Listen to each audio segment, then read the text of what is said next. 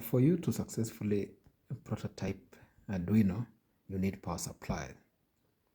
You need power supplies to supply your sensors and your Arduino board, whether Arduino Uno, Nano, or Mega. And so for this, I'm supplying via USB from my PC, you can see.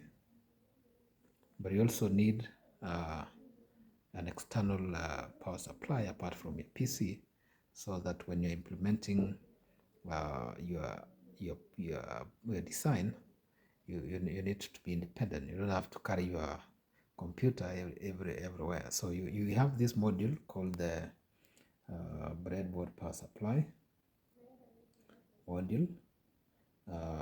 It's sold at around 150 shillings in the market. And so this is the switch. Just press, it's on. So I'm powering this power supply module with a 9 volts battery. So you can power it with any volts between 7 and 12. So this is the input jack, and so it has two regulators to supply you with 5 volts as indicated, 5 volts and 3.3 volts. So you can have your output here. You can see you can have your output here, 5 volts and 3.3 volts, and you can also have your output via USB. So for example, for my case, I'm using the PC, my Dell PC here, and so you can see the system is off. So I'm going to power it using the power supply module.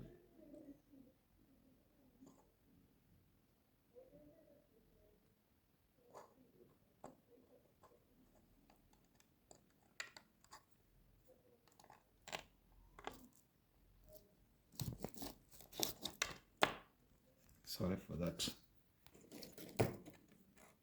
So you can see now it's on. So you can find this at Pixel Electric in Nakuru, or K-Technics or Nerokas Engineering at around 150 shillings. Thank you for watching.